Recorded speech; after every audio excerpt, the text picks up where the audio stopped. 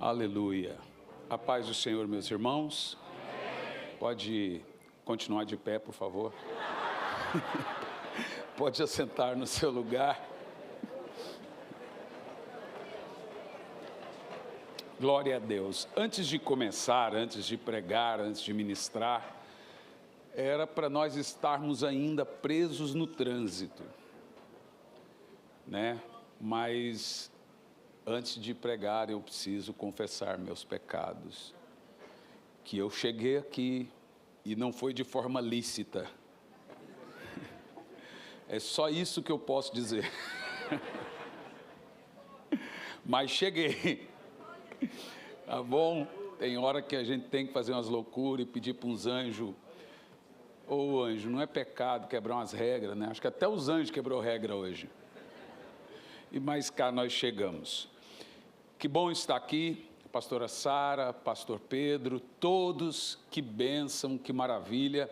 Quando eu estive aqui com minha esposa, a igreja estava do outro lado, ainda era menor. E a gente vê a obra de Deus crescendo, é sempre uma maravilha, uma bênção. Eu acompanho o ministério de vocês também pela internet, fico atento e assisto todos os stories, vejo onde estão, vejo o que Deus está fazendo, eu acompanho tudo e a gente fica maravilhado nessa obra maravilhosa de Deus, né? Hoje, quando eu cheguei, tive a oportunidade de tomar um café com os irmãos e também ouvir que o pastor Pedro Medina estaria na Argentina.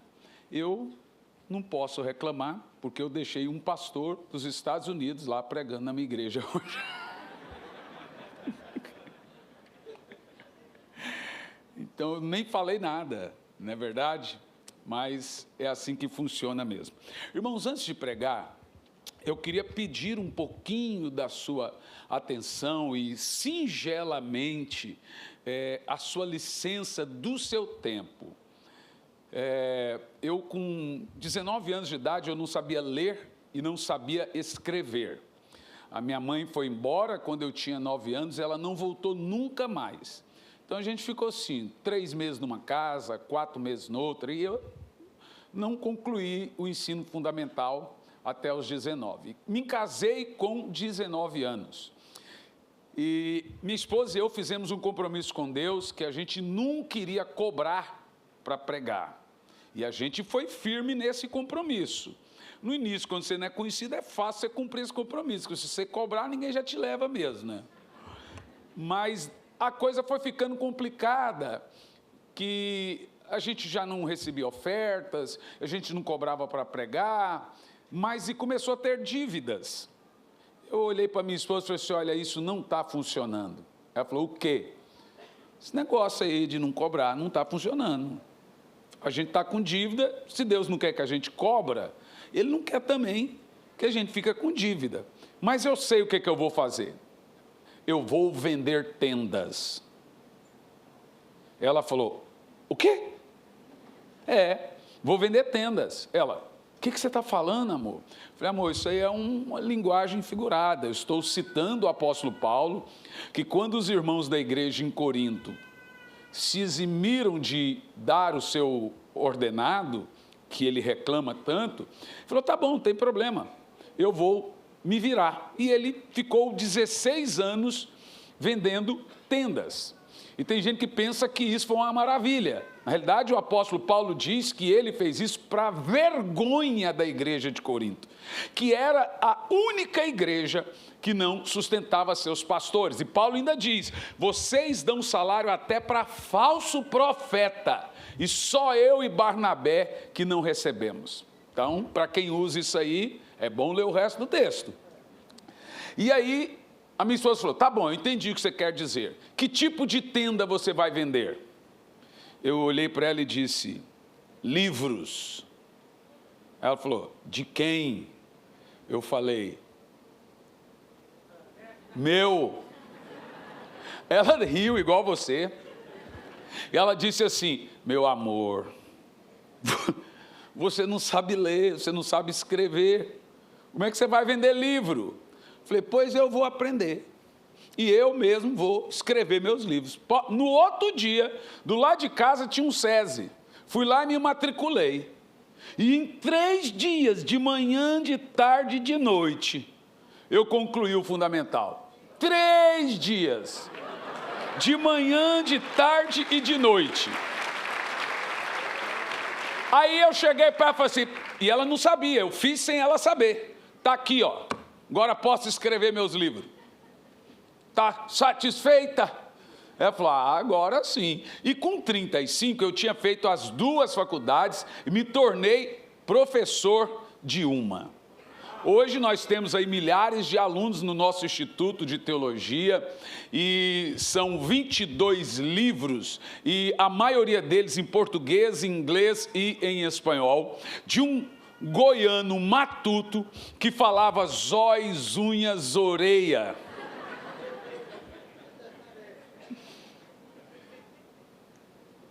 Que bênção, né? E aí eu decidi que esse seria, e tem sido até hoje, as nossas tendas. Esses dias eu estava numa igreja e o pastor disse, você falou 10, 15 minutos de Bíblia, de livro. Eu olhei para o pastor e falei assim, você falou 5 minutos de coxinha. Como é que eu não vou gastar 10 falando de livro se tu falou 5 de coxinha? Então eu queria que os irmãos me emprestassem o seu tempo, não é para Deus, é para mim, para poder falar do que nós temos ali disponível, e é vendendo os nossos materiais que a gente tem como viajar sem cobrar, sem colocar valor na nossa oferta. Então, singelamente eu peço esse tempo para você. Ali na livraria da igreja, está lá disponível, tem 2 produtos, não veio tudo, porque um deles ocupa todo o resto. Eu trouxe aqui 37 livros para divulgar, um livro comum e um outro com 66. Então são 67 livros para poder, não tinha. E há um tempo atrás eu escrevi um livro a pedido da Convenção Batista, um livro sobre batalha espiritual. Eu levei 1 ano e meio para concluir esse livro. Nós temos aqui, são 170 livros de bibliografia. Sabe o que é bibliografia? Eu tenho mais de 6 mil livros em casa, meus. E eu acostumei a ler livro de trás para frente. No qual sentido? Toda pessoa que lê, ela gosta de começar o livro pela bibliografia.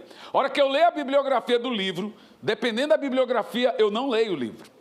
A bibliografia é para você saber o que o autor leu para fazer a tese. Então, se eu tenho um livro sem bibliografia, eu falo, tem que ter uma boa bibliografia, não pode ficar sem. Então, eu li 170 livros, gente, para poder fazer a tese desse livro. Foram 1.500 artigos de vídeo, mais 3.700 artigos, para concluir o livro em 1 ano e meio. São 400 páginas de pura nitroglicerina. Mas um rapaz falou assim, pastor, o que tem nesse livro? O meu médico, ele era kardecista, e ele, futricando a minha vida na internet, ele falou assim, Hernani, eu vi que tu tem um livro, a realidade do reino espiritual, você poderia trazer um para mim? Eu peguei e dei o livro para ele. Ele leu o livro muito rápido, e sabe onde ele foi parar? Na igreja. Até hoje. Esse livro, Anjos e Demônios, a realidade do reino espiritual, ele tem um negócio nele muito importante. Primeiro que ele é um livro acadêmico. Então, você vai ler esse livro, você vai perceber que ele tem todo o assunto teológico, mas ele é um livro acadêmico, com conteúdo acadêmico. Eu escrevi esse livro com a ajuda de físicos, de cientistas, de gente de tudo que você pode imaginar, contribuíram para o final desse livro. Por isso que fez dele um best-seller. Esse livro aqui é um best-seller. Aí o irmão falou, mas pastor, o seu livro é parecido com o livro de Dan Brown. Eu falei, foi de propósito. Dan Brown, com o seu livro Código da Vinci, com o seu livro Anjos e Demônios, com o seu livro Inferno, perverteu pelo menos quase 2 décadas de alunos nas universidades, transformando-os em ateus radicais. E esse livro, até a capa, ele foi planejado para pegar um nicho que às vezes a gente não consegue. E graças a Deus tem sido uma bênção muito poderosa. Aqui tem todos os assuntos da Bíblia concernentes ao tema de batalha espiritual. Você lembra da Bíblia lá? Quando a feiticeira diz que subia do buraco do tatu, Samuel. Tem gente que diz que foi Samuel mesmo que subiu e falou com Saul. Mas é claro que não foi. Diz a Bíblia que, entendendo Saul que era Samuel. Quem foi que disse que era Samuel? Não foi a Bíblia. Foi Saul. Ele que entendeu que era Samuel. Assuntos graves de Gênesis 6, dos anjos ou dos filhos de Deus que viram as filhas dos homens que eram belas e tomaram para si mulheres e geraram uma ímpia descendência de gigantes. Tem uma linha teológica que diz que esses filhos de Deus eram anjos, tem uma outra linha teológica que diz que eram filhos de Sete. Só tem um problema na interpretação em serem filhos de Sete. Só entraram na arca 8 filhos de Sete. Se os filhos de Sete fossem uma boa descendência, todos estariam salvos, mas só foram salvos 8. Então, são assuntos como esse que foram abordados aqui, você vai gostar. Só tem um detalhe, esse livro, hoje especificamente, ele não está disponível para venda. Ele será um livro brinde. Em qual sentido? Você já vai ouvir. Há alguns anos atrás, eu todo ano com a minha família vou pregar na Europa. E alguns anos atrás eu estava na Inglaterra e eu gosto muito de visitar os museus da Reforma, avivamentos, e eu todo ano vou no museu de Wesley, John Wesley, o maior avivalista de todos os tempos, o maior teólogo de todos os tempos. Ele conseguiu ser ao mesmo tempo alguém cheio do fogo e também alguém com muito conhecimento. Então foi Wesley que disse a frase: põe seu sermão no fogo ou põe fogo no seu sermão. E ele disse para quem? Para o seu amigo George Whitefield. E Wesley também dizia que avivamento é luz na cabeça e fogo no coração. Então ele conseguiu sintetizar o estudo da palavra com o fogo do Espírito, tendo ele uma obra consumada de mais de 5 milhões de almas para Jesus. É um estouro a vida desse homem. Todo ano eu ia lá. Billy Graham, com 22 anos, foi lá, orou no quartinho dele. Eu fui lá, gente, é impressionante. O quartinho dele tem as marcas do joelho. Ele acordava todo dia, 4h30 da manhã, orava até as 8h30, tomava o café, montava no cavalo, andava 50 quilômetros por dia evangelizando. É absurdo como Deus usava esse irmão. E não é só isso, o avivamento wesleyano acabou, por exemplo, com a escravidão. Foi uma carta que ele envia ao Wilberforce para a rainha, acaba a escravidão. Foi ele que acabou com uma saga, naquela época, que os pastores iam para a igreja de Pileque. Vocês sabem o que é Pileque aqui no sul? Então pronto, iam para a igreja de Pileque, e a pregação de Wesley acabou com esse negócio de ter barzinho na porta da igreja, e fumar o seu charuto, ou mascar o seu fumo, e beber e entrar na igreja de Pileque. E ele começou a pregar sobre santidade, onde o avivamento nasceu. No período do avivamento de Wesley, havia 8.000 casas de oração dentro de Londres. 8.000 casas de oração, dizem que célula é recente. 8.000 casas de oração. O avivamento começou na faculdade de Oxford. E depois foi para os Estados Unidos na faculdade de Asbury. Essa mesminha que aconteceu há tempos atrás, foi palco do avivamento de Wesley também. E eu vou lá, gente, eu fico vendo os livros, fico olhando, vou lá e oro um pouco, saio de novo, ando mais um pouco no museu, depois vou lá no quartinho e oro de novo. E ali é interessante aquele museu que todos os livros dele estão ali expostos, do período em que ele escreveu à mão. Então está lá a caneta, tinteiro, né? E no centro do museu tinha uma redoma com uma Bíblia. O Wesley decidiu que ele iria comentar a Bíblia toda. Então olha o que ele fez, ele pegou a Bíblia normal e colou uma página em branco em cada capítulo. Um capítulo, uma página em branco, um capítulo, uma página em branco. Por quê? Porque ele iria fazer o comentário da Bíblia inteira, então esse foi o costume. E foi colando essas páginas, e ele começou pelo Novo Testamento. Quando ele partiu para o Velho, ele morreu.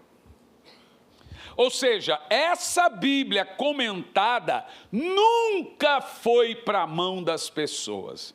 E aí ela vira uma peça de museu, uma coisa, e todo ano eu olhava, ficava parado lá em Romanos 10, eu queria saber o que estava em Romanos 11. Em um dos dias que eu estou lá, olhando para aquela Bíblia, analisando como ele escrevia em cima do cavalo, às vezes cochilava, caía do cavalo, então ele se amarrou no cavalo. Como ele escreveu, tem página, tem capítulo aqui que tem 3 páginas de comentário. É surreal os comentários, como Deus usou aquele homem, como ele mesclava o conhecimento com o fogo do Espírito. Chegou a curadora, parou do meu lado, olhou para mim e disse: o senhor gosta mais de Wesley do que os metodistas, né? Olhei para ela e disse: por que você diz isso? Ela disse: porque você está aqui todo ano. Isso que é uma vez no ano. Falei: mas não vem ninguém aqui? Falou: não, moço. A Europa é um continente pós-cristão. Eu peguei e falei: pois é, que coisa, né? Falei: o senhor está vendo aquelas caixas ali? Eu estou jogando tudo na caixa. E vai tudo para o porão. Tudo isso aqui, ó, que o senhor viu aqui. Ó. Eu estou pondo na caixa. E vai tudo para o porão, destruído com o tempo. Uma riqueza atrás da outra. Um livro, uma Bíblia e etc. Eu falei: mas isso é muito triste. Ela falou: é realmente muito triste. Mas, ela disse assim, mas, pegou a chavinha e abriu no centro do museu, aonde estava a Bíblia. E foi lá e pegou aquela Bíblia, comentada de Wesley, que nenhum lugar do mundo tinha, olhou para mim, olhou para minha cara e disse: toma. Aí, irmão, tem umas coisas que acontecem comigo. Eu estava pregando recente, um camarada parente da família real lá de Petrópolis, Rio de Janeiro, chegou na minha cara, olhou para mim e disse: eu senti que eu tenho que te dar uma oferta. Ele meteu a mão no bolso e tirou lá de dentro um relógio assinado. Como é que chamava aquele camarada que criou o Pedro Álvaro II? José Bonifácio. O relógio Omega assinado por José Bonifácio. Coisa sem preço. Toma para o senhor. Quando eu olhei, José Bonifácio, falei: meu Deus, essas coisas velhas, vem para minha mão. Irmão, eu coleciono tudo, você não imagina. Eu tenho uma Bíblia do ano 1000, que um português estava queimando. Eu tomei dele, mas ainda me cobrou 10 euros ainda. Estava queimando, mas me cobrou 10 euros. E aí, só que essa Bíblia, ela é diferente. Eu olhei para aquela Bíblia, falei: eu quero ler Romanos 11. Ela falou: calma, moça, essa Bíblia é sua. A minha esposa perguntou: mas você pode fazer isso? Ela falou: se eu posso jogar na caixa e jogar no porão e ser destruído com o tempo, eu posso te dar em vez disso. Vai, leva a Bíblia, faz o que você quiser, faz uma coisa para Deus e depois devolve para nós traduzida. Irmão, eu trouxe a Bíblia para o Brasil, a Bíblia está lá em casa, do jeitinho que eu te falei, e nós levamos 6 anos, e nós fizemos em 6 anos a Bíblia mais pura que já existiu, que ó, até as características do museu. Essa é a Bíblia King James fiel, com comentários de John Wesley. Nem na América tem uma Bíblia dessa, meu irmão. Só a gente. E aí eu fiz uma pergunta, pastora Sara. Eu te contei um pouco, não contei tudo para não perder a graça, né? Eu fiz uma pergunta para o chat. Olha só, fiquei curioso, porque eu quero saber qual é a melhor... Olha que pergunta boa para o chat. Qual é a melhor Bíblia do mundo? O que você acha que ele responderia? Comenta aqui embaixo. Olha a pergunta que eu fiz para o chat. Qual é a melhor Bíblia do mundo? Olha o que ele me respondeu. A melhor Bíblia do mundo é aquela que, número 1, preserva fielmente os textos originais do grego e do hebraico. Olha como isso é importante. Uai, mas tudo é do grego e hebraico. Não é não. Em 1595, a Igreja Católica fez uma Bíblia chamada Vulgata Latina. Então você tem uma original do grego e do hebraico, e você tem o original dos Cineáticos Vaticanos, que é a Bíblia Latina. E a Bíblia, para ser fiel, ela tem que ser do grego e do hebraico, nada de Bíblia Latina. Então, você está vendo, a melhor Bíblia do mundo, ela usa tradução literal, porque tem 2 modelos de tradução. Um, traduz palavra por palavra, A, B, C e etc. A outra, traduz ideia. Ela pega o capítulo, pega o versículo inteiro e traduz a ideia, e não literalmente, entendeu? Pastor, mas qual que é a minha? Aí, você pergunta para o chat. Terceiro, não omite nem suaviza doutrinas bíblicas, porque tem Bíblia que a gente está usando aí, que a palavra inferno virou disciplina, pecado virou falhas. Falha é minha filha que comete, irmão. A gente peca mesmo. Que falha? Oxe, falha, um barbado. Não estou que eu cometi uma falha. Confessa que roubou uma vaca, esquece de contar que na ponta da corda... Confessa que roubou uma corda e esquece de dizer que na ponta da corda tinha uma vaca. Isso é falha. Ela é confiável para pregação e doutrinas. Agora, qual é a melhor Bíblia do mundo? Com base nesses critérios, a melhor Bíblia do mundo é a Bíblia King James, na versão em inglês. Uau, eu fiquei tão feliz. Eu não esperava. E ali, ó, lá embaixo... Tinha um monte, uns 20 homens de Deus que só usam essa Bíblia. Usada por gerações de pregadores como, eu só deixei 3. Acho que não precisava mais. Wesley, Spurgeon e Finney. Esses homens nunca aceitaram outra Bíblia. Irmãos, eu tenho uma alegria muito grande dessa Bíblia estar na nossa editora. É só a graça de Deus, que se a gente fosse pagar royalties disso aqui, seria milhões. E a gente ganhou do museu, e é a única no mundo. A capa dela foi reforçada, porque é uma Bíblia para você deixar como legado, para neto, para filho e etc, e aguentar o tempo. Então, está ali disponível para você lá na livraria, e olha que legal, ó, esse livro aqui, só esse livro é R$100 e poucos, 400 páginas, só esse livro. Uma Bíblia dessa importada é uns 300 e carcá levada, né? Mas, a hora que você comprar essa Bíblia, você vai ganhar o livro de presente. E só tem um detalhe, eu só tenho 60. O carro não coube mais. Então, só tenho 60, mas você chega lá, adquira, vai para cima, irmão, dá tiro, facada, puxa o cabelo, morde, belisca, mas não fica sem a sua King James fiel, a melhor Bíblia do mundo. Você sabe que nessa, pastor, é sua.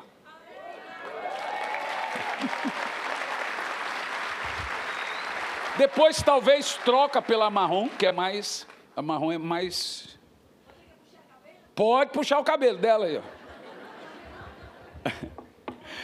Que coisa tremenda, irmãos. Deixa eu te fazer uma pergunta. Quantos aqui são batizados com o Espírito Santo? Muito bom, muito bom. Quem não fala em línguas e vai falar, levanta as mãos, deixa eu ver. Quem ainda não fala em línguas, eu quero ver, levanta bem alto as mãos. Isso não é uma vergonha, pode levantar bem alto as mãos. Olha, tem bastante gente que ainda não fala em línguas. E lá em cima na galeria tem uma rapaziadinha de até 12, 14, e eu quero é fogo no parquinho, irmão.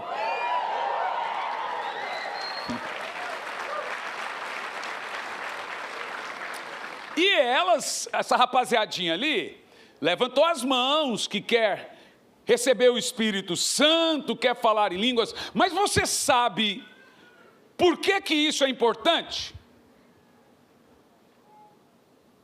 É uma coisa interessante, preste muita atenção. O batismo com o Espírito Santo é uma promessa divina de avivamento. Não existe na Bíblia avivamento que não seja de derramamento espiritual. O Espírito Santo sempre esteve presente em toda a história em que seu Espírito manifestou de uma forma grandiosa e poderosa. Só para você entender o que eu estou falando. Após a sua partida, Jesus Cristo afirmou que o Espírito Santo deveria ser nossa prioridade. Por que Deus não abre mão do batismo com o Espírito Santo?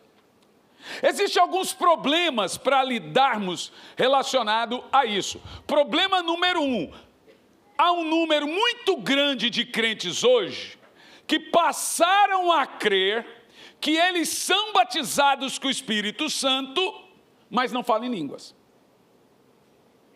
Ou seja, não necessariamente o crente batizado com o Espírito Santo vai falar em línguas. Agora, deixa-me te dizer, essa tese dita aqui agora não é uma tese de nós pentecostais, ok? O pentecostal acredita que o batismo com o Espírito Santo, ele vem mediante a sua conversão. Nós acreditamos em duas obras da graça e eles chamam a gente de detentores das duas bênçãos. Que seja, põe o nome que quiser, não acho ruim não. Mas, por exemplo, a primeira obra da graça de Deus é Jesus. E a segunda obra da graça de Deus é o Espírito Santo. E você deve colocar no seu coração que o batismo com o Espírito Santo não é um efeito automático à salvação. Aqui está o pulo do gato.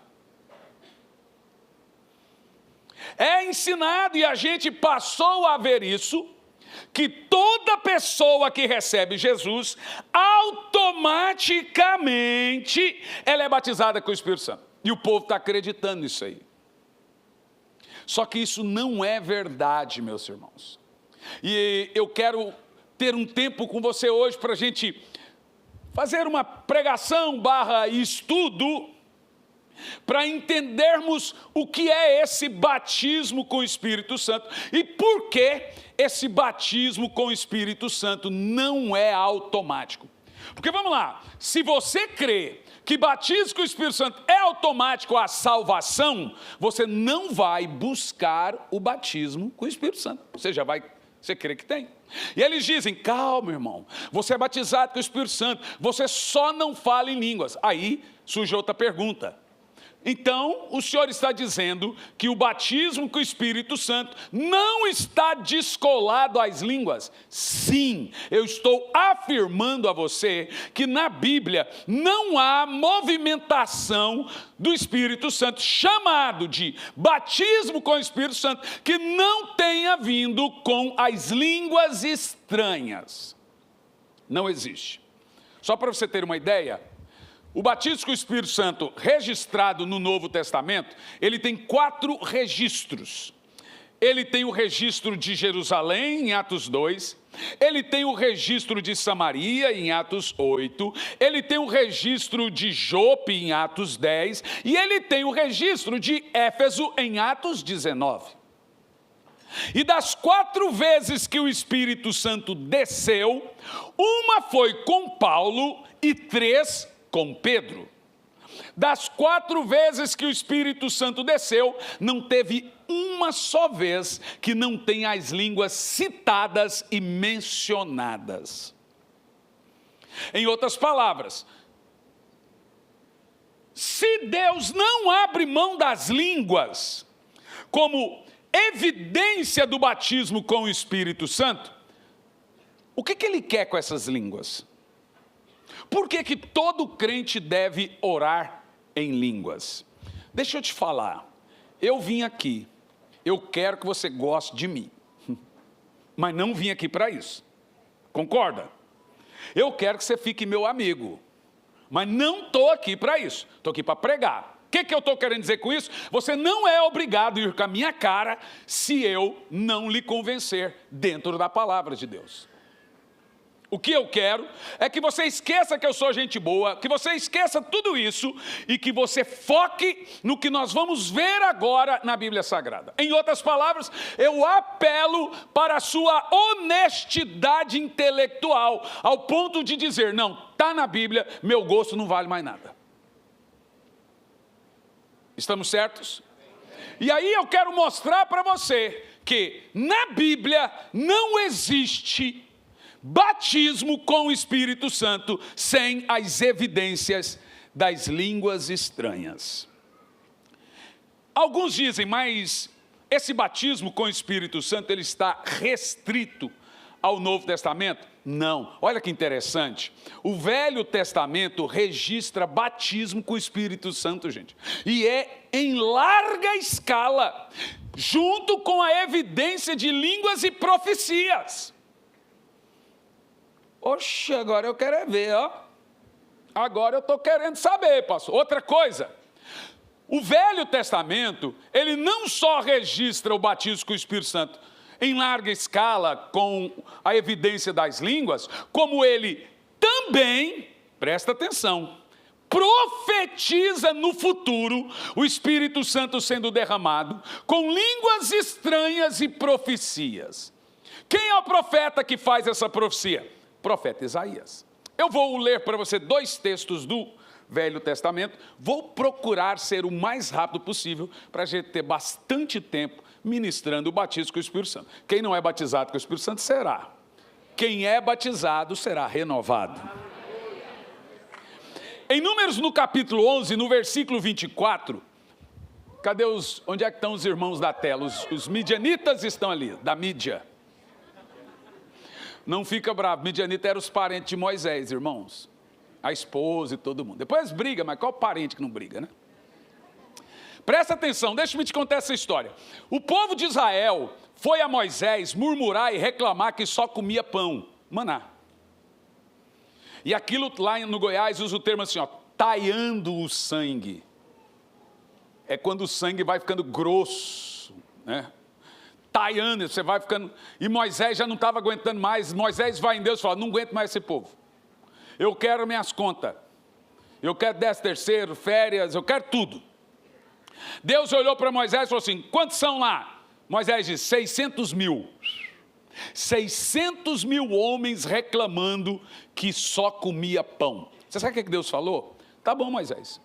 Tá bom, eu vou dar carne para eles, mas eu vou dar tanta carne que vai sair pelo ouvido, pelo olho, pelo nariz, pela boca, aonde tiver um buraco neles vai sair carne. Será que eles irritaram Deus? Não. Aí Deus falou para Moisés fazer algo, reúna 70 homens, que você sabe que são sábios, coloque dentro da tenda e ali eu falarei contigo. Continuamos o texto? Saiu Moisés e falou as palavras do Senhor ao povo, e ajuntou os 70 homens dos anciões do povo, e colocou ao redor da tenda. Pode continuar. Então o Senhor desceu na nuvem e lhe falou, tirando do espírito que estava sobre ele. Como é que é?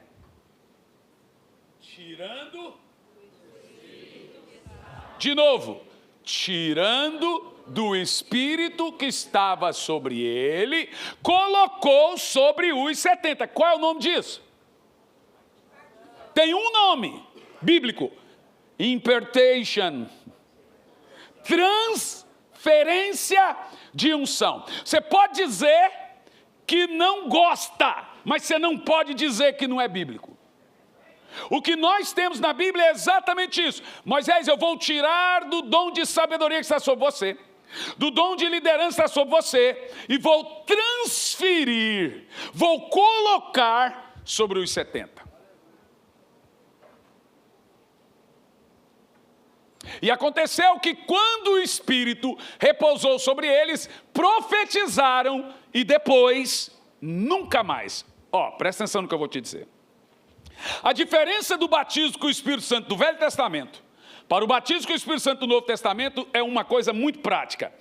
O batismo com o Espírito Santo no Velho Testamento era por temporada.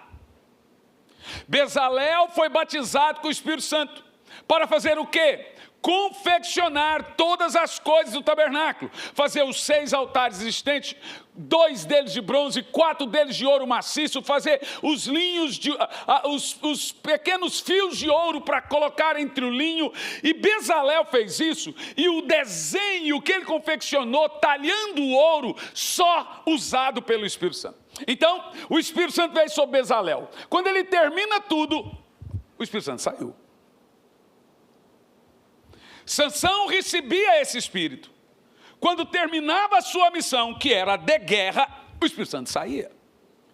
Moisés, o Espírito Santo repousou sobre ele por 80 anos. Ele teve que usar um véu, porque ninguém conseguia olhar para ele. Mas aos 120 anos, seu filho disse: pai, tira o véu, seu rosto não brilha mais. O Espírito Santo, deixou ele.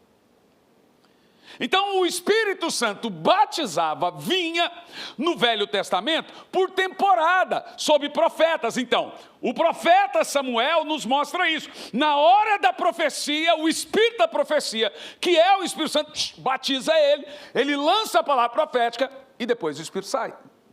Como nós estamos lendo aqui, pode deixar o texto. O Espírito Santo veio sobre os 70, mas depois nunca mais.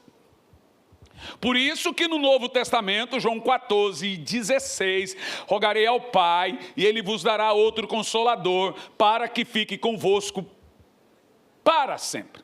Ou seja, a promessa futura não é que o Espírito Santo iria vir por temporada, ele iria vir e permanecer por toda a eternidade.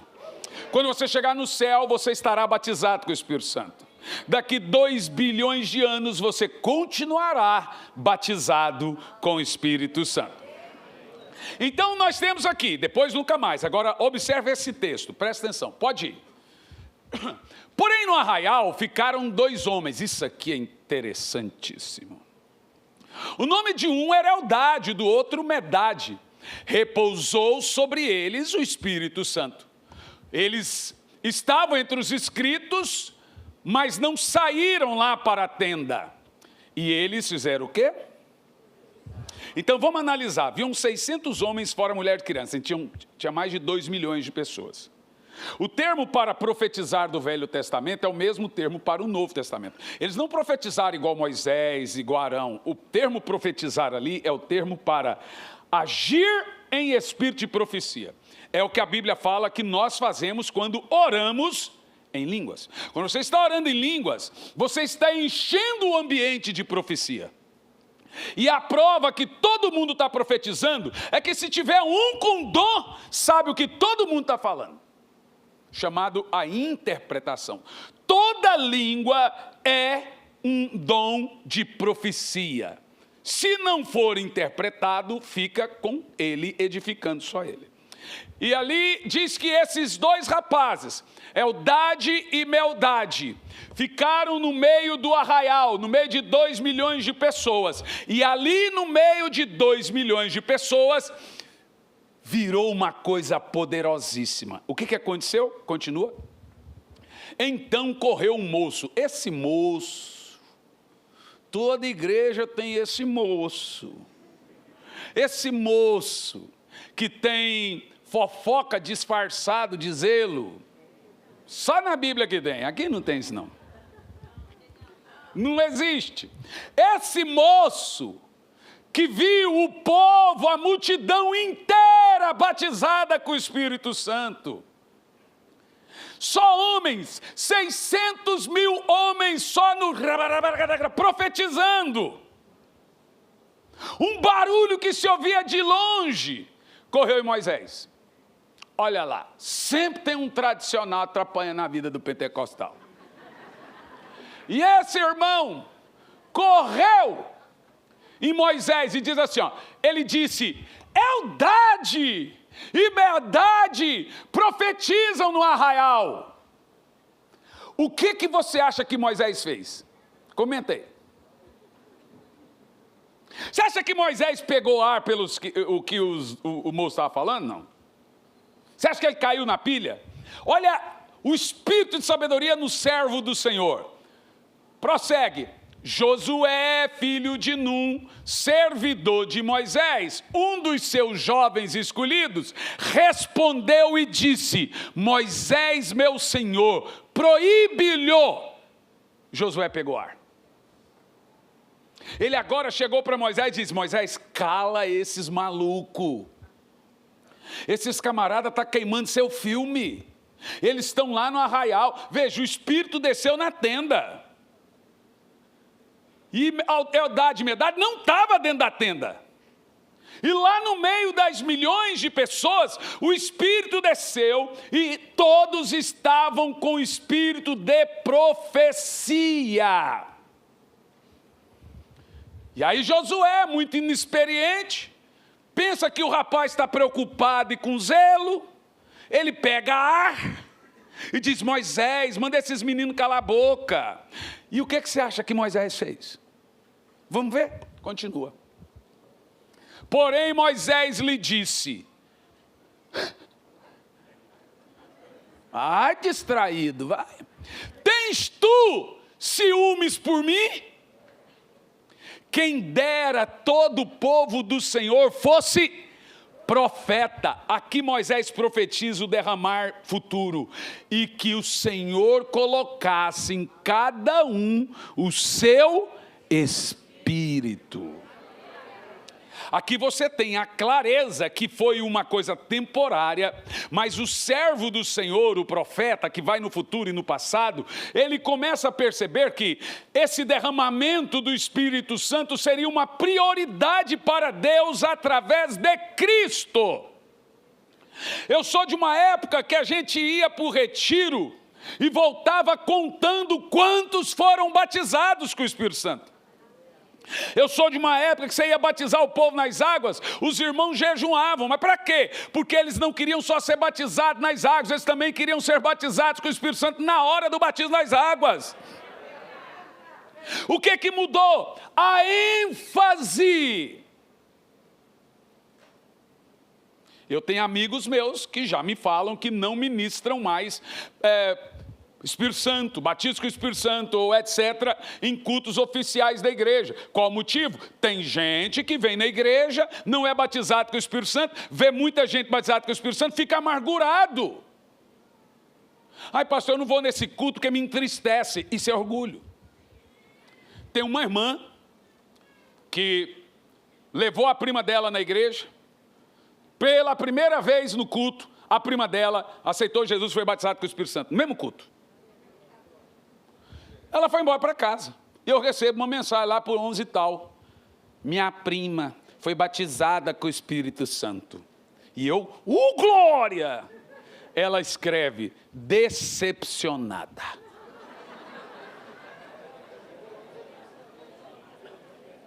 Aí eu falei, com quem? Porque eu não batizo com o Espírito Santo. Aí ela não respondeu mais. Aí irmão, eu sou colérico, mais conhecido como barraqueiro. Tem gente se vendo aí, né? Aí eu peguei e escrevi assim para a irmã.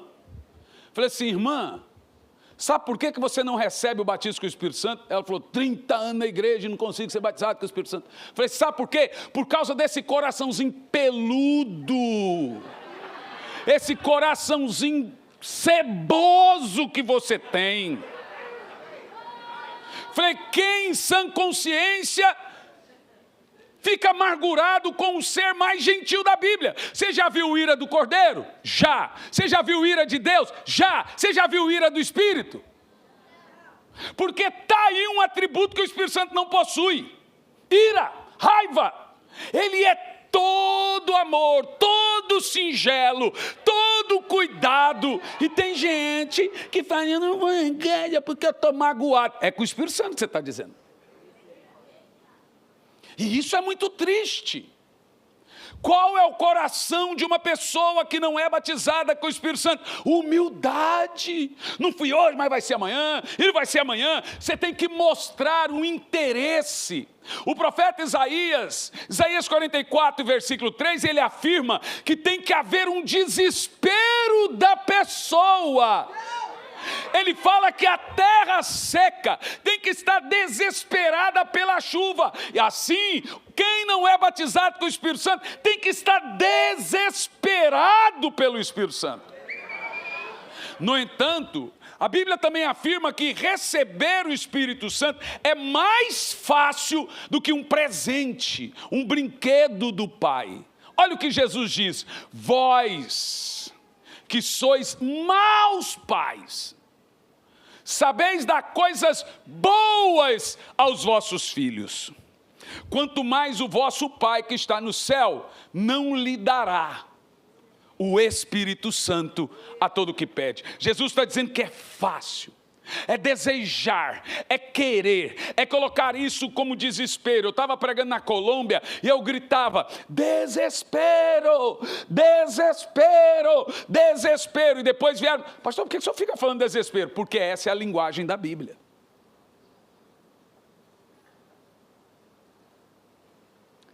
O Espírito Santo é um tesouro. Seus atributos são 7 espíritos.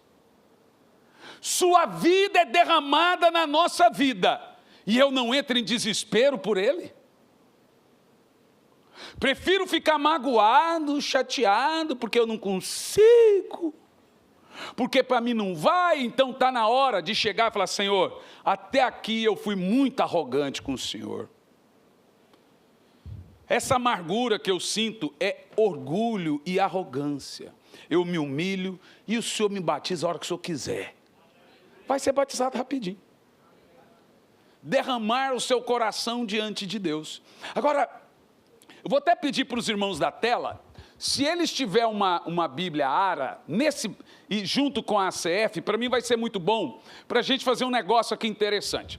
Porque quando a Bíblia Sagrada vai profetizar o batismo com o Espírito Santo, olha que coisa interessante. Para mim, o melhor e o maior e o mais... Para mim, eu tenho paixão por esse profeta na Bíblia, é o profeta Elias. Elias não, Isaías. Um monte de profetas são de Deus. Mas você vê, por exemplo, Elias pediu as contas. Moisés pediu as contas. Samuel também pediu as contas. Mas Isaías não. Jeremias sofre como Isaías, mas reclama um monte. Já Isaías, Deus lida com Isaías, gente, eu não acredito que ele passou por tudo isso. No capítulo 20 do profeta Isaías, Deus chega para Isaías e fala assim: ó, tira as sandálias, tira toda a roupa, fica nu.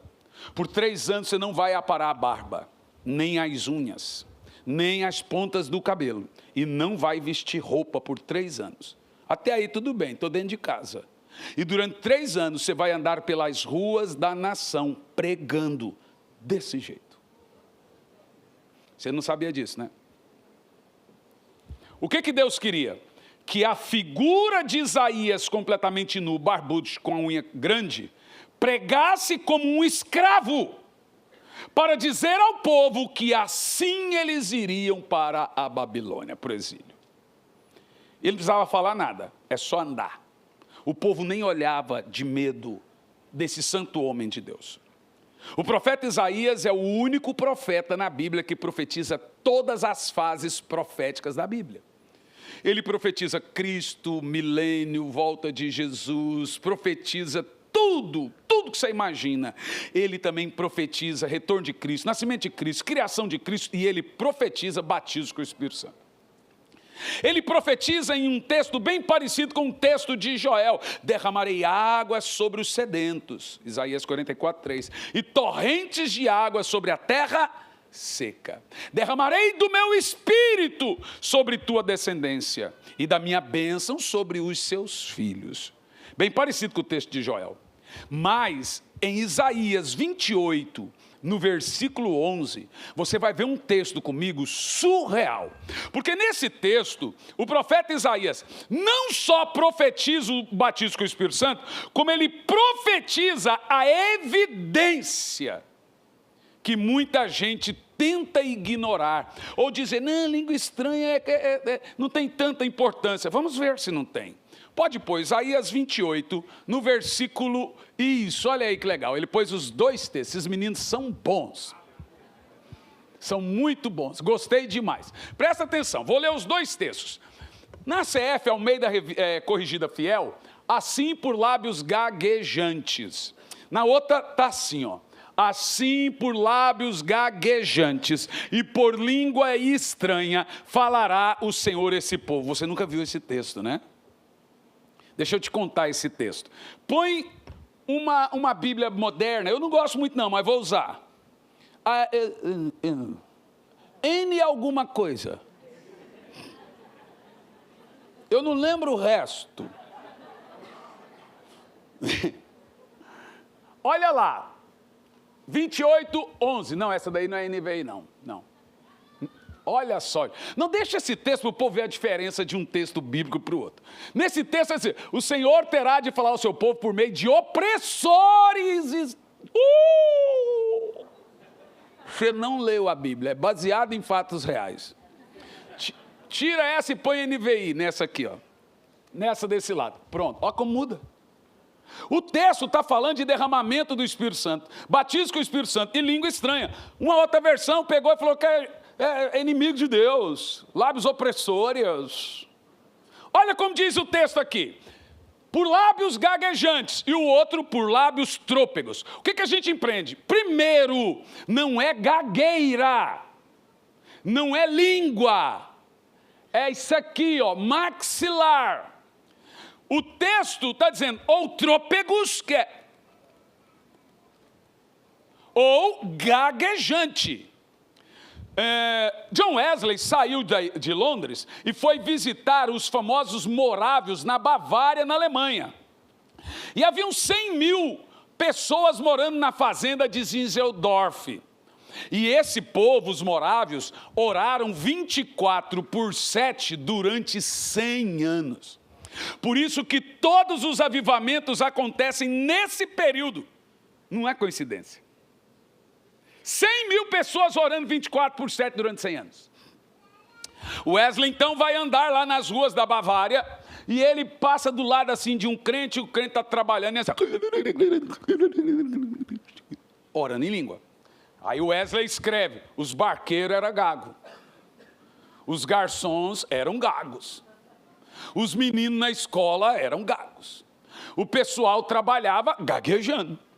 Ele chega, ele fica impressionado com uma multidão de gente orando e lendo Bíblia toda hora, 100.000 pessoas. Quando ele volta para Londres, seu irmão Charles, seu grande amigo Watfield, pergunta, e aí, fala, rapaz, eu nunca vi. Graça de Deus naquele lugar, uma unção tremenda, inspira unção, poder, o povo ora toda hora, se reveza entre o trabalho e orar, entre o trabalho e Bíblia, e é uma coisa poderosa. Só uma coisa eu achei estranho.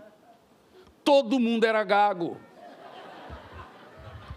A verdade é que Wesley não teve toda a graça para entender, e Deus foi derramando de forma homeopática durante os anos.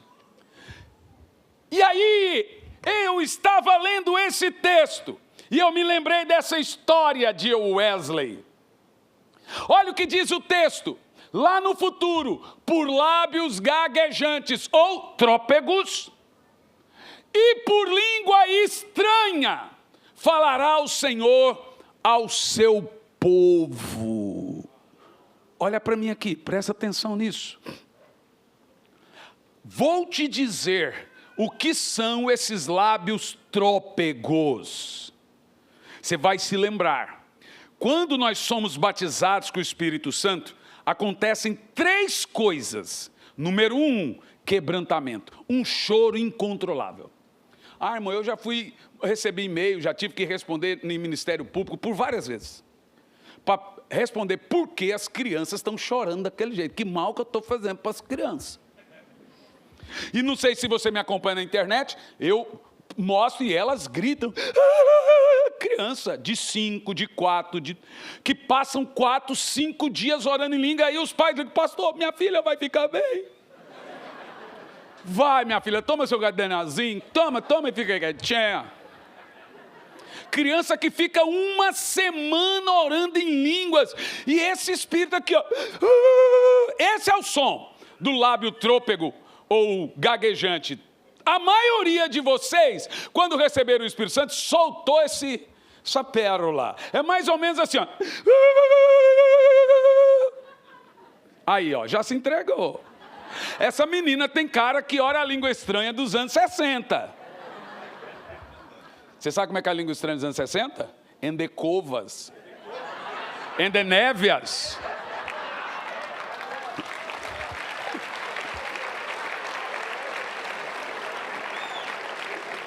Eu oro em decovas, menina. Pensa numa língua poderosa. Agora, para você pensar. Tem gente que recebe o Espírito Santo e ele desenvolve só esse som. Ele pensa que não está batizado com o Espírito Santo porque ele não tem variedades, como isso é variedades. A maioria fica nisso. Nesse som, e aí treme o corpo, porque quando a gente recebe o Espírito Santo, o corpo não está preparado para tamanha carga. E eu já vou ver com você isso mencionado pelo profeta Jeremias.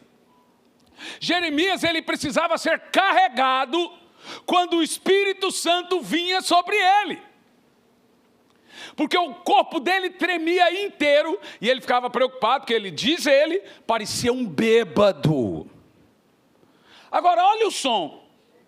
Quem já fez esse som? Vai levantando a mãozinha, por favor.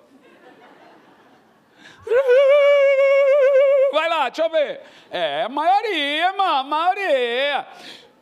Isso já é línguas.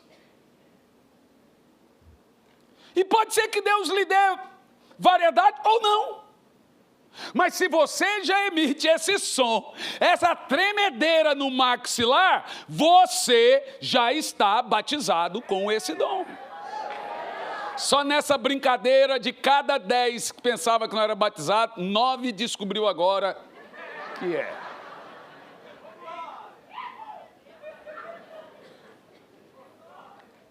Jeremias no capítulo, projeta para mim, capítulo 20, no versículo 9, vamos ver como Jeremias lidava com esses contatos físicos do batismo de fogo, do fogo de Deus. Ele diz assim, ó, não mencionarei mais, não falarei mais seu nome. Por que ele diz isso? Porque toda vez que ele estava em contato com Deus, ele não aguentava. O corpo, olha o que ele diz. Então ele fala, vou quietar. Mas ele diz, é como se um fogo ardesse em meu coração. Um fogo dentro de mim. Eu estou exausto tentando controlá-lo, contê-lo. Já não posso mais. Então, a ideia de Jeremias é o seguinte. O fogo do Espírito tomava ele e ele tentava se controlar. E nessa de tentar se controlar, deixava ele cansado, exausto. E ele não aguentava mais. Chega ao ponto que ele disse, agora eu não vou controlar mais nada. No capítulo 23, e também no versículo 9, o profeta Jeremias, que era discípulo de Isaías, né, seu pai Ilquias, 23 e também 9 de Jeremias, ele vai trazer a ideia física e emocional do batismo com o Espírito Santo. Meus irmãos, tem gente por aí que não crê e não anda no sobrenatural, e quando você não consegue mudar de vida, você muda de teologia, é mais fácil. Porque é mais fácil mudar o jeito de crer do que o jeito de ser. Então começa a se criar teologias convenientes. E uma dessas teologias é a seguinte, eu ouvi esses dias, se o dom de cura é tão verdadeiro, eu afirmo que todo mundo tem que ser curado quando você orar. Segundo, se existe dom de cura, ele não pode ter falha. Então, disse o pregador, eu convido os pregadores de cura a ir para o hospital agora orar. Mas isso é uma estupidez. E os motivos são práticos e básicos e muito simples. Presta atenção. Quando Eliseu teve contato e multiplicou e prosperou a viúva, a Bíblia diz que havia muitas viúvas miseráveis naquela época que morriam de fome. Mas o profeta foi na casa de uma. A Bíblia afirma que lá no tanque haviam dezenas e dezenas de doentes. Durante 30 anos que não conseguiram a cura. Mas Jesus foi atrás de um. A Bíblia diz que havia 1.500 leprosos no vale dos leprosos, mas foram 5 curados. Uai, pastor, Jesus não cura todos? Pelo mesmo motivo que ele não salva todos. O milagre, o sobrenatural, ele depende de alguns detalhes, meus irmãos. Detalhe número 1, ele depende da soberania de Deus. Detalhe número 2, ele depende da fé das pessoas. Agora veja que coisa interessante. Para andar no sobrenatural tem que saber lidar com decepções. Porque eu não tenho controle sobre Deus. Eu não tenho controle sobre as pessoas. E mal é mal tem controle sobre mim. E só restou para mim a minha fé. Agora se coloca você no lugar do homem de Deus.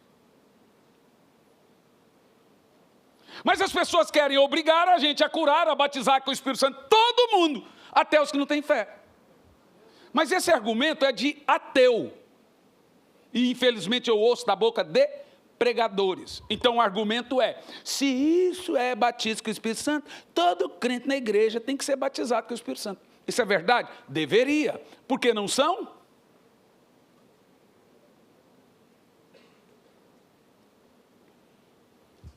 Olha o que o profeta Jeremias diz aqui, ó.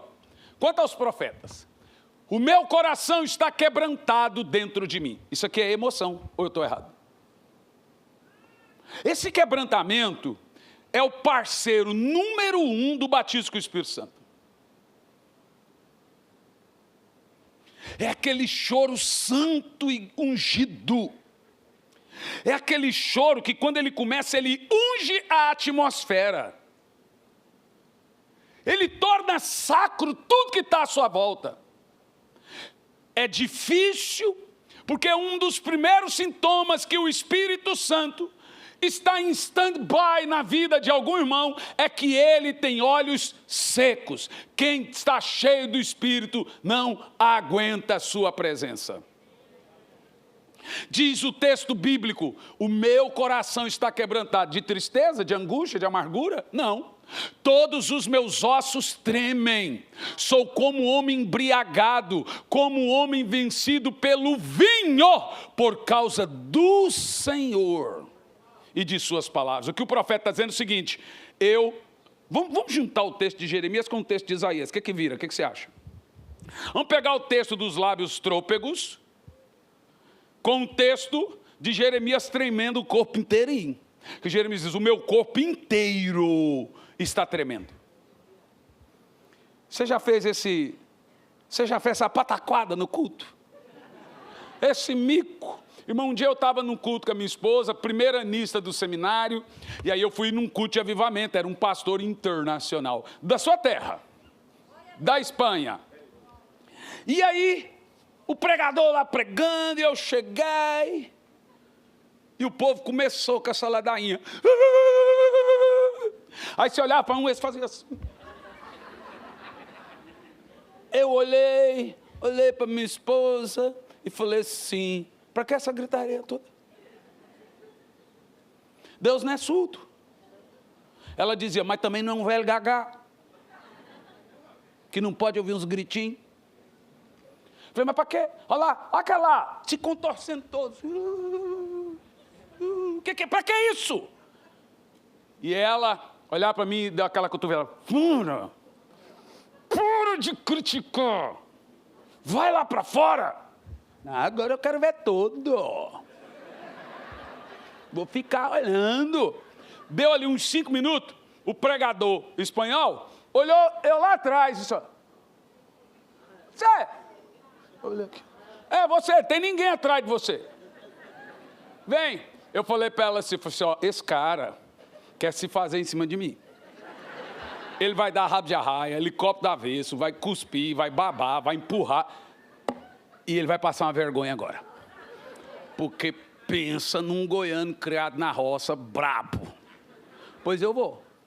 E eu fui fono. Quando deu 1 metro e pouco, eu não lembro de mais nada.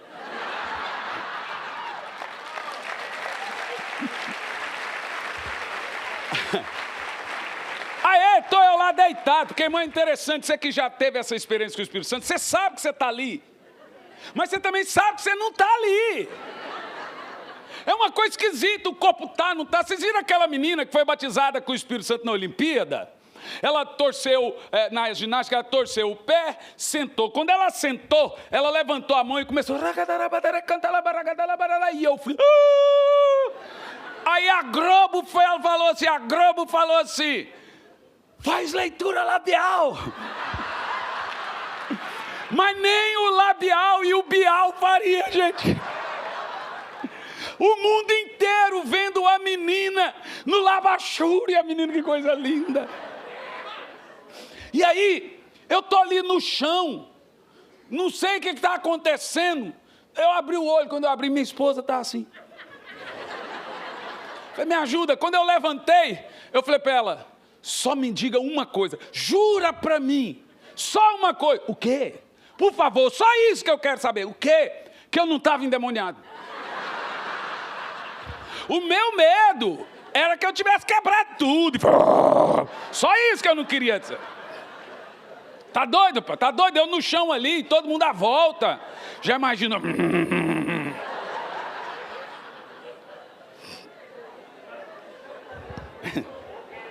Vamos lá, gente, vamos lá. Aí eu vou te dizer para você, presta atenção. Você pode passar 20 anos da sua vida batizado com o Espírito Santo só no quebrantamento. O batismo com o Espírito Santo, ele vem e ele é demonstrado, vamos lá, pelo quebrantamento. Ele é demonstrado pelos lábios trôpegos. E ele é demonstrado pelas línguas. Esse tremor, essa lágrima. Eu, antigamente, quando ministrava, e começou a ver tantas crianças recebendo o Espírito Santo de forma... Foi totalmente orgânico. Só que eu comecei a enfrentar um probleminha com as crianças. A maioria delas ficavam assustadas. O corpinho tremendo, o coração tremendo, a boca tremendo. E os pais também. Então, eu passei a fazer o seguinte, ô bebezinho, olha aqui, você vai receber agora o Espírito Santo. Você vai chorar muito, você vai tremer o corpo inteirinho, e o coração vai parecer que sai pela boca. Então, não tenha medo. É o Espírito Santo que está... Já caía. Nós precisamos compreender uma coisa muito importante. Por que as línguas são sinais? Eu vou fazer aqui com você, em 5 minutos, 3 textos comprovando que não tem na Bíblia o batismo com o Espírito Santo sem as línguas. Não tem registro. O primeiro texto, Atos 19, no versículo 6.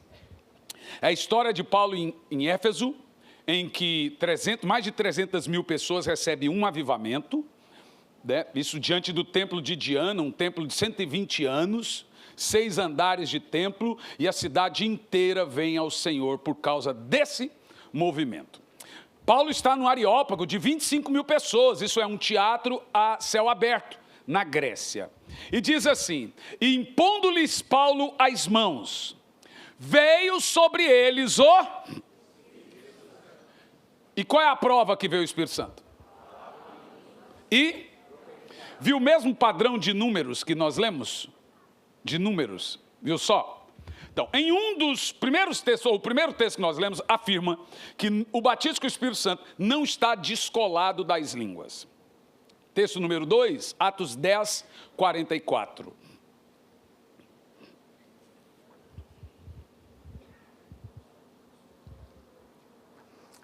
Eu acho interessante isso, porque as 3 demais vezes foram com Pedro no meio da pregação. Pedro é disparado o grande avivalista do Novo Testamento. Ele, no meio da sua mensagem, o Espírito Santo descia. Olha como diz esse texto. Dizendo Pedro ainda essas palavras, caiu o Espírito Santo sobre todos que ouviam. Então, irmão, deixa eu te falar, não vamos aceitar o modelo americano moderno de culto de 1 hora, de palavra de 10 minutos. Não há avivamento sem a palavra. Pronto. E o texto diz, isso nas 3 vezes com Pedro, que o Espírito Santo desceu enquanto eles ouviam o quê? A palavra. Aí, tinha com Pedro um grupinho de judeus que não acreditavam que o gentil, no caso ali, Jope é o Império Romano, na casa de Cornélio, eles não acreditavam que o Espírito Santo pudesse batizar gentil. Aí eles pedem uma prova. Segura essa, irmão. Eles pedem uma prova de como é que vocês estão batizados com o Espírito Santo. Vamos ler o texto?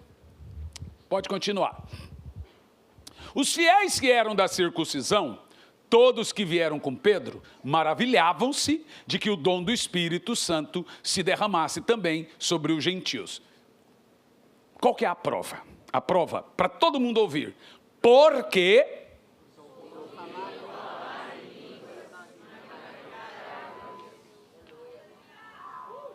Deixa eu te falar, é claro que a maior prova que alguém tenha recebido o Espírito Santo é o fruto do Espírito.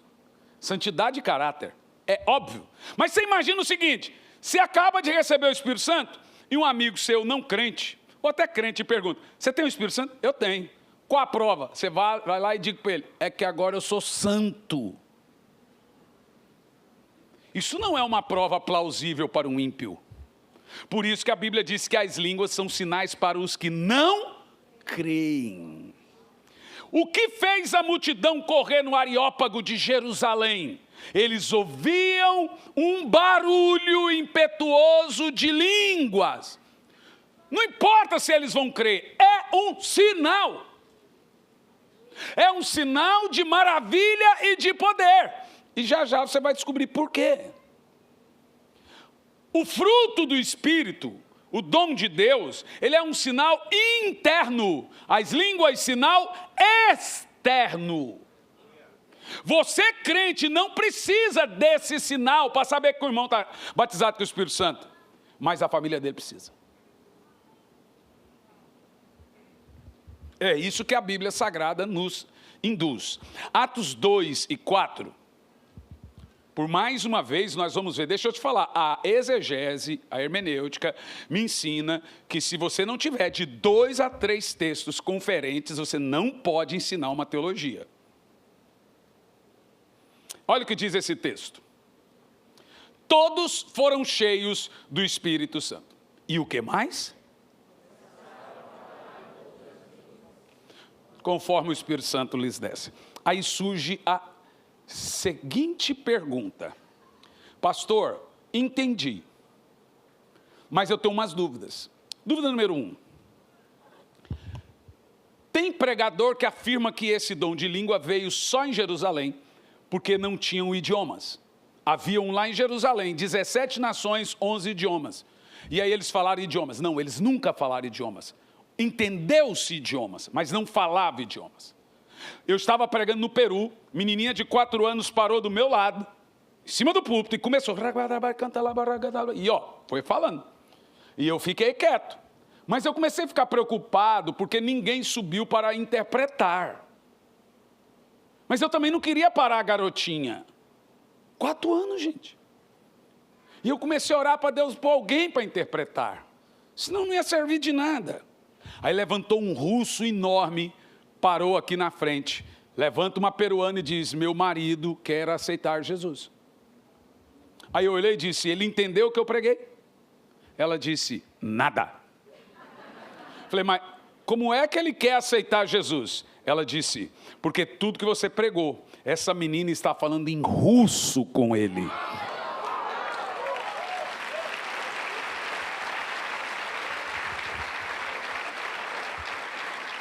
Eu estava na Nigéria, aconteceu o mesmo. Eu e minha esposa, nigeriano, muçulmano, enorme, entrou e começou a assoviar, zombar, rir. Eu olhei para aquele camarada, a vontade era esganar. Mas eu sou muito inteligente. O cara era grande e era muçulmano. Então, gente, uma pessoa colérica, ela não consegue. Eu já perdi o fio da meada na pregação. O cara fazendo bagunça. Tem gente que tira de letra isso. Não adianta.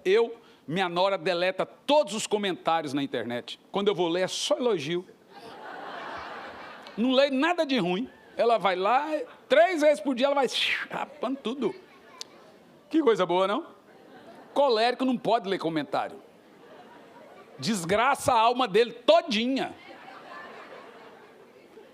Aí, o nigeriano fazia gesto. E eu falei, meu Deus, eu não conseguia, perdi o fio da meada. Chegou uma hora que eu olhei e falei assim, Espírito Santo, falei no microfone, pega ele! Irmão, aí eu lembrei dos lábios trôpegos, deu alguns minutos, o cara estava com a mão na boca assim, ó.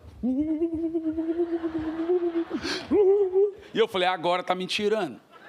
Agora ele está fingindo que está recebendo o Espírito Santo, mas não, ele chorava. Aí ele vem à frente com a sobrinha. Ela fala, meu tio, quer aceitar Jesus? Eu falei, aham. Tá bom, estou vendo que quer. Não quer. Beleza, ele pediu para fazer o apelo, eu fiz, ele voltou para o lugar e só chorava e a boca. Fomos pro hotel, minha esposa e eu, ela recebe uma mensagem dessa menina, meu tio nigeriano. De um dado momento da mensagem, ele mudou da água para o vinho, passou a entender o que o pastor estava pregando no idioma dele, sem intérprete. Irmão, isso foi o que aconteceu em Jerusalém, isso. Ninguém falou idioma. Eles entenderam, mesmo porque, vamos pensar, vamos lá. O pregador foi Pedro. Pedro tinha inteligência 0. Pedro era da onde? Pescador, eles só falavam o idioma, o aramaico. Sabe de onde era o aramaico? Aramaico é a língua dos arameus, da Babilônia. Por que os hebreus agora, os judeus, falam aramaico? Porque vieram da Babilônia. Então ele já não falava mais o hebraico, por isso que Esdras traduz o Velho Testamento para o grego, porque o judeu já não falava mais hebraico. Pedro não sabia falar outro idioma, era só aramaico. Paulo não, Paulo já falava uns 5, mas Pedro é matuto. Quem foi o pregador de Atos 2? Pedro. Quanto tempo ele pregou? 35 a 40 minutos. Ah, você está de brincadeira. Pedro te contou? Se você ler o texto, você gasta isso para você ler. Aí você vai saber quanto tempo ele gastou pregando. E qual foi a mensagem? A de todas. Jesus, profeta, isso aqui, e Espírito Santo. Agora vamos lá. 17 nações estavam no dia que Pedro pregou. 11 idiomas. Qual foi o idioma que Pedro pregou? 1. Como é que 3.000 se converteu e foi cheio do Espírito Santo? Quem foi o intérprete?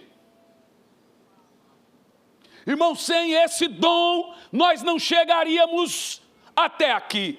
Porque foi entrando um ano e saindo um ano, o Senhor disse, não se preocupe com o que você deva falar. O Espírito Santo coloca as palavras.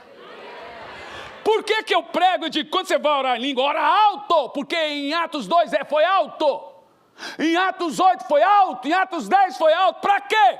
Para que tendo alguém o dom da interpretação, possa interpretar, ou alguém ao ouvir, uma cura é profetizada, um milagre é profetizado, uma palavra é profetizada, mas fica...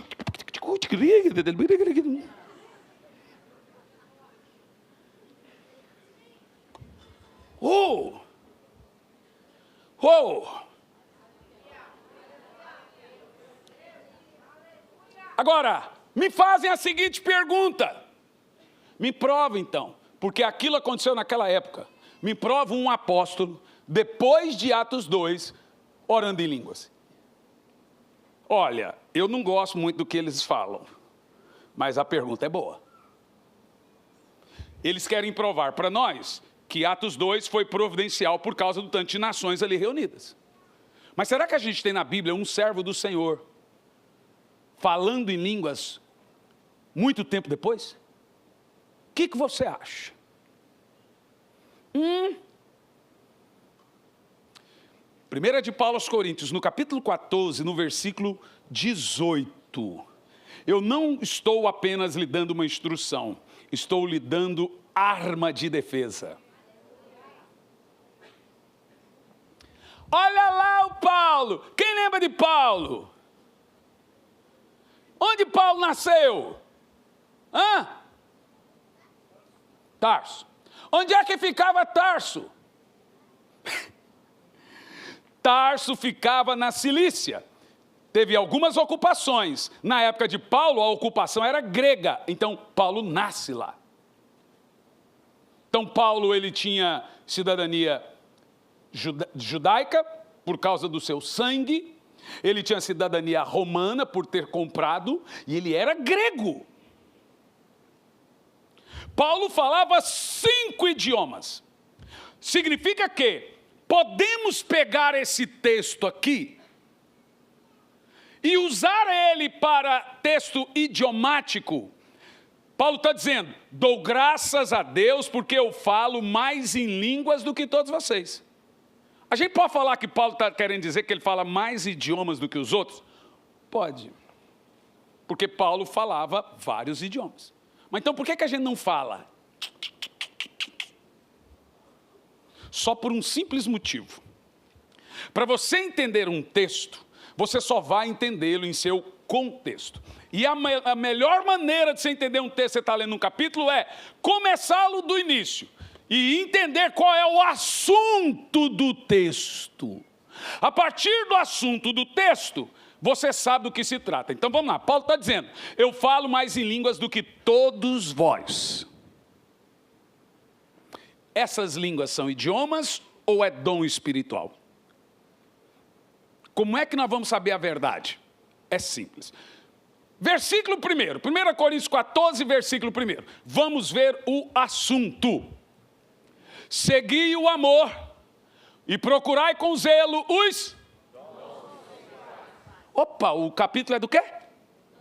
O capítulo é de quê? Então nós não podemos mais afirmar que o verso 18 é idioma. Mas eles ainda insistem. Então, vamos ver a prova que não é idioma? Verso 2. Vejam comigo o verso 2. Olha que interessante. Porque o que fala em uma língua desconhecida não fala aos homens. Vamos fazer pergunta? Paulo, qual língua você falava mais do que eu? Qual língua, Paulo, você falava mais do que todos? Vamos ler qual língua? Quem fala uma língua desconhecida não fala aos homens. Número 1, uma língua que não fala. Número 2, qual língua, Paulo? Uma língua que só fala a... Número 3, qual língua, Paulo? Uma língua que ninguém... Paulo, qual língua? Número 4, uma língua que em espírito fala em...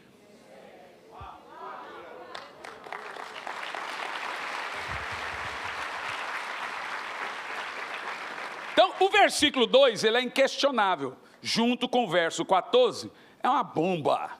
Porque o grande apóstolo deixa muito claro para nós que a língua dele, no verso 18, é essa. É uma língua que não fala aos homens. Quem fala em espanhol entende. É uma língua que só fala a Deus. É uma língua que ninguém entende. E é uma língua que em espírito fala em mistérios. O verso 14, por gentileza. Verso 14, Paulo diz, se eu orar em língua, o meu espírito ora. O quê? Se você fala em português, não é seu espírito, é seu intelecto. Quer ver? Está aqui, ó. O meu espírito ora, mas o meu entendimento fica sem fruto. Como é que é? Irmão, vou te contar um negócio. Se eu falar em português, a minha mente está falando. Inglês não. Para um goiano em português já é avanço. Eu estou dizendo uma coisa para você aqui poderosíssima, presta atenção. Para nunca mais você deixar alguém te questionar sobre esse dom. Pastor, mas esse dom... As pessoas falam as coisas sem nexo, mas a ideia é essa. Literalmente, a mente fica infrutífera. Agora tem um detalhe, para a gente ir para o irmão do teclado, para parecer que está terminando. Tem um detalhe para você entender. Deus não põe as línguas na sua boca. E segundo, boca fechada também não recebe nada de Deus. Não põe a língua na minha boca? Não. Você já viu como é que uma pessoa aprende o idioma? Ela precisa pensar o idioma. Eu, sempre quando eu vou num país latino, os 2 primeiros dias eu peço intérprete, mesmo pregando em espanhol. Você não está muito lá, aí depois eu dispenso. Mas, porque os primeiros dias eu não estou pensando no idioma. Assim também é com o inglês. E assim sucessivamente. E aí eu descobri da parte de Deus, conversando com muitos irmãos. Irmão, você disse que não ora em língua.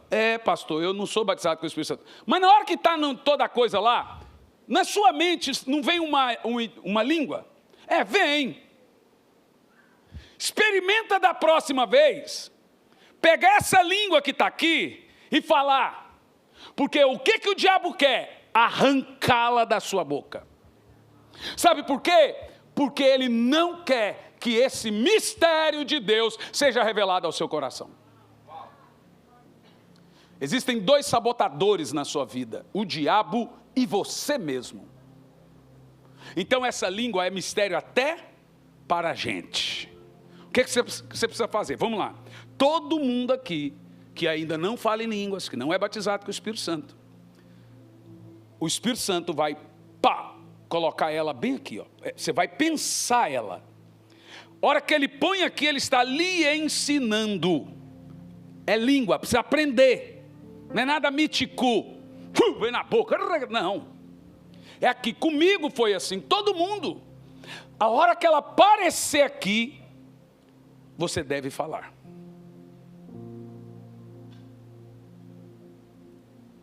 E isso é chamado de batismo com o Espírito Santo.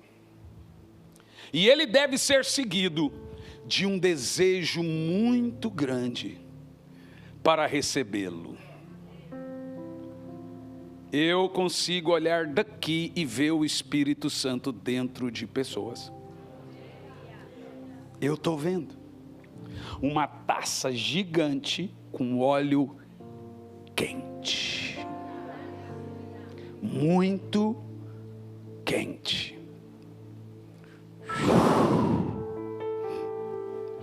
Você que ora em línguas, começa a orar agora.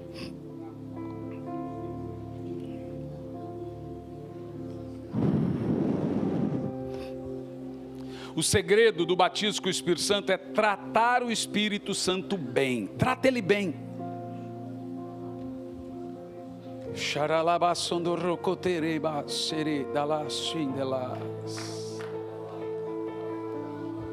Eu vou pedir que podem deixar vir à frente jovens, crianças, adolescentes. Podem vir. Vou pedir que fiquem juntos os tios, as tias, os professores. E você continue orando em línguas.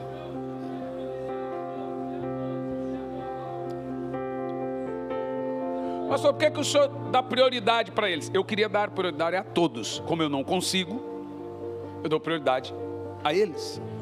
Se eles são sua prioridade, são também de Deus. Fica aqui pertinho de mim aqui.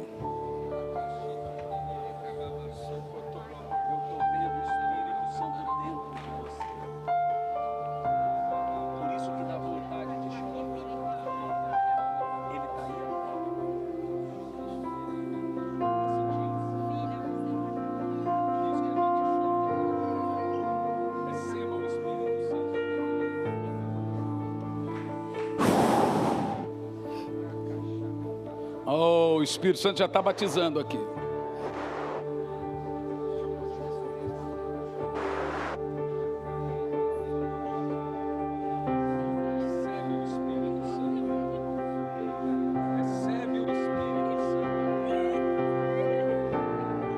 Recebe o Espírito Santo agora.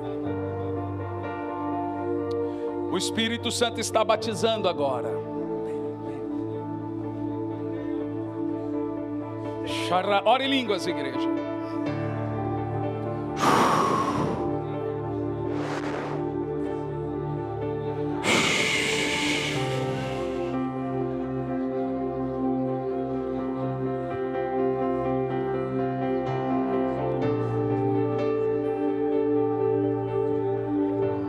Receba o Espírito Santo agora.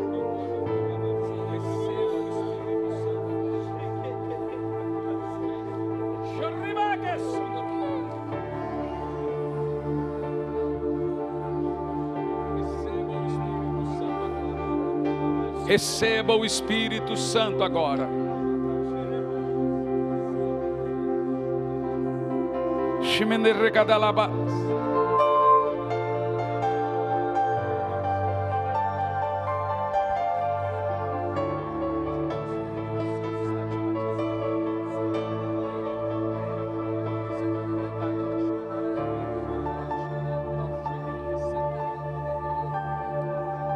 Oh, aleluia.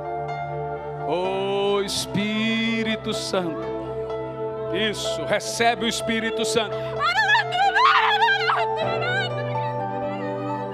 Vamos, recebe o Espírito Santo. Você que está aí no lugar, recebe o Espírito Santo agora. Recebe o Espírito Santo. Olha ele aqui para mim, olha ele aqui para mim. Vem, amigão, vem.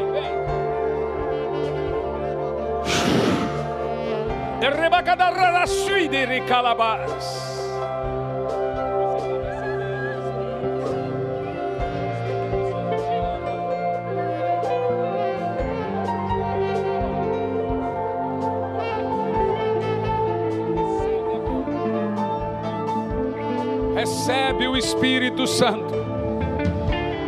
Recebe o Espírito Santo. Esse é bem pequenininho. Fala por mão dele vir aqui comigo. Oh, Espírito Santo. Seu maninho vai ficar aqui com você, tá bom? Fica com ele aqui. Esse é bem pequenininho aqui.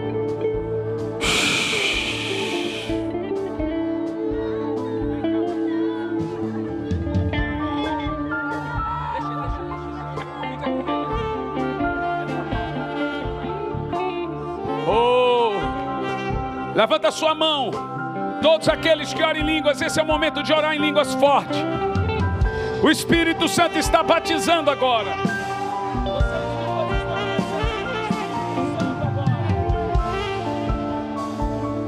Receba o fogo do Espírito. Seja batizado com fogo agora. Uou! Receba! Receba!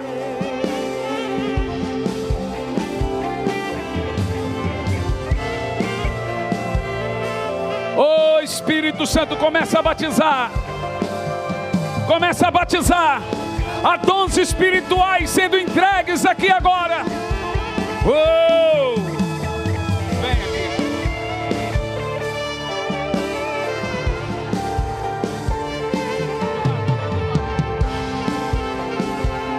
Oh, Espírito Santo. Olha para mim.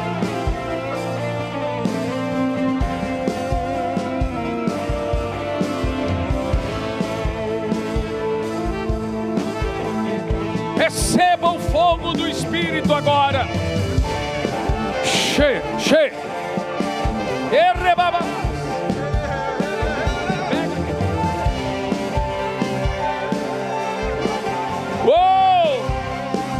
Há uma taça de poder e de unção sendo distribuída aqui agora.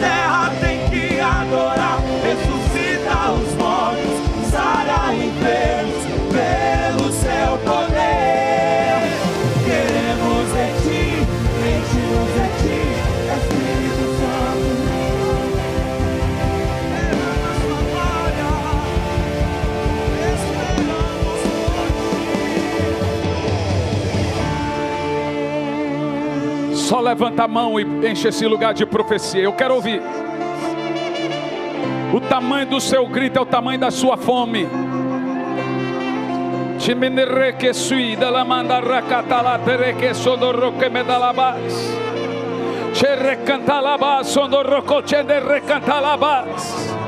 Oh, regada, suimende requeixen de recadalabas. Oh, receba esse fogo do Espírito agora. Receba esse fogo do Espírito Santo agora.